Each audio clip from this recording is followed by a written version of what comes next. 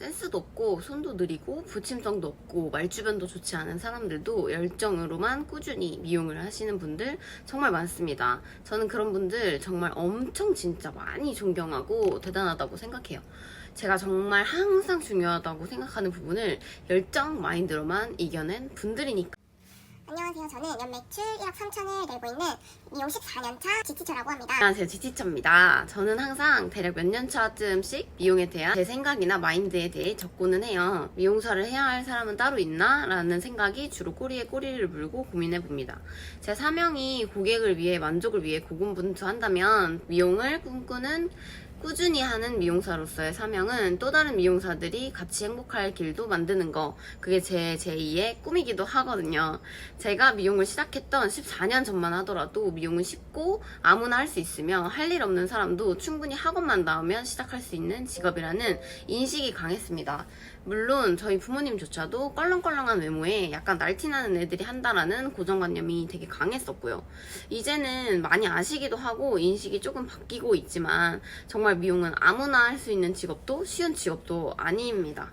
제 직업이 헤어 전공 미용사이기 때문에 그 특정 헤어 분야에 대해 이야기하겠습니다. 디자이너는 자격증 취득만 하면 어디서든 일할 수 있다? 미용사는 차고 넘치는 이유가 경력의 제한도 기술의 제한도 없기 때문에 어디서든 일할 수 있고 아무나 할 수 있다?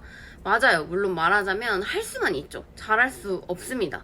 바야흐로 호랑이 담배 피던 시절 저는 고등학교 때 미용이 너무 하고 싶어서 동네 미용실에서 한 달 25만원 벌고 알바를 하기도 하고 동네 미용실 원장님이 예뻐해 주셔가지고 1, 2년 함께 하다가 결국 너무 그릇이 작아질 것 같은 느낌에 동네를 벗어나야겠다 하고 다른 샵으로 면접을 보러 갑니다.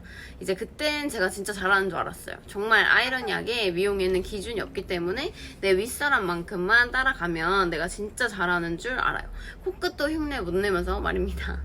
근데 어떠세요? 세상엔 제 상사만큼만 잘난 사람들이 있나요? 아니요, 각박하지만 수상하게도 세상에 무수히 잘 나가는 사람들이 있죠. 그걸 제가 19살에 깨닫고 다른 선생님을 찾아 떠납니다. 상사를 70% 흉내내는 것도 어려운데 잘난 상사를 만나면 배우는 질과 퀄리티가 달라지겠다는 각오로 신나게 이직을 합니다. 이때는 진짜 당차고 용기도 엄청 넘쳤던 것 같아요. 시급이 2,500원 받고 일을 했었으니까 뭐 행복했었죠. 미용이 이런 거구나 눈물을 그렁그렁 달고 일을 했었으니까요. 뭐 섀도우도 파란색으로 눈 다 덮으면 예쁜 줄. 미용이 쉽고 진입 장벽도 낮은데 왜 너는 그 쉬운 미용실 차리는 걸 도와준다고 하고 미용이 뭐라고 미용사 되기 힘들다느니 미용사는 아무나 할 수 없다느니 떠드냐고 하시는 분들 당연히 있기 때문에 이거에 대해 좀 더 이야기해 보려고 합니다. 동네에서 일하는 미용사는 서울 청담권에 있는 아니면 번화가에 있는 미용사들보다 쉬운 길을 간다? 하나도 안 힘들다? 완전 오해죠. 이제 비싼 가격대를 가졌다고 무조건 힘든 것도 무조건 안 힘든 것도 아니고 단가가 저렴하고 샵의 크기가 작다고 해서 힘들고 안 힘들고가 정해지지 않습니다. 물론 모든 직업이야 다 힘들어요. 그리고 모든 직업이 하고 싶은 일을 틀로 잡아도 또 그 안에서 하고 싶지 않은 일을 필수로 해야 할 때도 당연히 있습니다. 하지만 꼭 좋아해야만 좋아하지 않으면 할 수 없는 일이 헤어 디자이너라고 생각해요. 미용사라는 게 말을 많이 할 수밖에 없는 직업이고 말을 많이 하지 않는 사람도 상담을 위해서 고객의 니즈를 도출해내기 위해서는 말을 해야만 합니다. 그래서 첫 번째, 말을 하기 싫어하는 사람 그리고 말이 잘 안 나오는 사람은 하면 안 돼요. 말을 하기 싫다라고 정확히 말을 할 수 있는 사람들은 미용을 하면 안 됩니다. 저는 정말 말하는 걸 좋아하고 어떤 사람을 만나도 말을 아낌없이 할 수 있는 타고난 성격이에요. 근데 벅차다 느낄 때도 있고 조용히 있고 싶다라고 생각할 정도로 이 직업은 말을 꾸준히 해야 해요. 내가 하고 싶지 않아도. 그리고 두 번째, 면역력이 약한 사람, 특히 피부. 면역력은 아무래도 미용사들은 약품을 다루는 직업인데다가 건조한 환경에다가 환기를 아무리 해도 공간 안에서 근무하는 조건을 가졌어요. 그리고 저는 피부가 엄청 튼튼한 편인데도 정말 튼튼한 신체를 가졌는데도 몸이 조금만 약해지면 엄청 확 아파지고요. 피부는 겨울이나 엄청 건조한 날씨에 진짜 확 뒤집어져요. 제가 봤던 동료분들 중에는 팔꿈치 더 나아가서 이렇게 팔끝까지 여기까지 두드러기 올라오는 분들도 본 적이 있고, 위쪽 질환으로는 이제 궤양, 경련 항상 달고 계시고, 그리고 규칙적인 식습관도 가질 수 없다 보니까 식도염, 식도질환, 후두질환까지 가지게 돼요. 저도 진짜 튼튼하지만 역류성 후두염, 식도염은 달고 살아요. 약도 달고 살아야 하고 겨울에 바세린 없으면 못 살아요. 피부가 약한 분들은 진짜 속상하게도 끝까지 미용을 하지 못하고 그만두게 되는 케이스도 많아요. 계속 하고 싶은데도 피부가 벗겨져 버려가지고 피가 너무 많이 나거나 아니면 아예 물이 닿으면 안 되는 상황으로 가게 돼서 결국 샴푸조차 할 수 없는 경우도 봤거든요.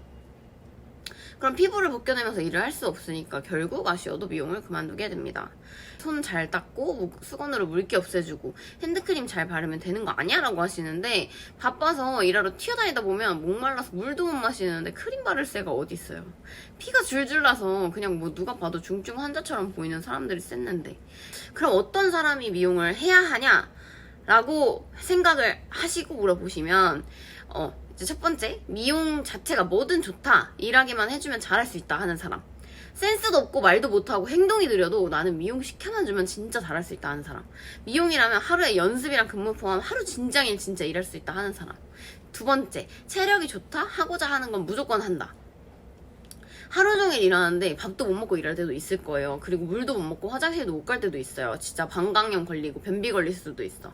물론 이렇게 일하면은 무슨 고문당하는 것 같지만 내가 좋아서 일할 때 이걸 즐기는 순간이 무조건 온단 말이에요. 막 진짜 막 화장실 다 가고 먹고 싶은 거 다 먹으면 뭔가 무료하단 말이야. 좀 일중독 같은 애들이 있어요, 저처럼. 그래서 오히려 일하는 동안 하고 싶은 걸 다 한다는 거는 한가하다는 뜻이기 때문에 오히려 좋은 쪽은 아닐 수 있어요. 체력이 좋아서 일 끝나고는 와, 나 오늘 미쳤다, 불태웠다 할 수 있는 사람이라면 미용을 해도 후회하지 않고 오히려 뿌듯하게 살겠죠? 그리고 세 번째, 친화력이 좋다, 에너지를 전달하는 사람. 친화력이 좋다는 뜻은 누구에게나 말을 걸 수 있고 막 나대는 사람이 되라는 뜻이 아니라 누구든지 편하게 대화할 수 있으며 거부감 없는 사람이라는 뜻이기도 해요. 기술을 쓰는 데다가 그 전문성을 설명하지 못하면 기술력 또한 낮아 보이기도 하기 때문에 처음 본 고객일지라도 내 기술에 대해 설명하되 고객이 불편하지 않게 설명해야 된다는 뜻에서 친화력이 좋고 에너지를 전달할 수 있는 사람이라고 말씀드리게 됐어요. 기술만 있으면 되지 뭘 또 설명해 하실 텐데, 요즘은 머리만 딱 해놓고 슉 가면 되는 세상이 아니잖아요. 마음을 만족시키는 비용 또한 우리에게 주시는 고객을 위해서 설명 만족까지 해드리는 게 저희의 직업인 거니까 열정만 있으면 미용사는 다 될 수 있어요.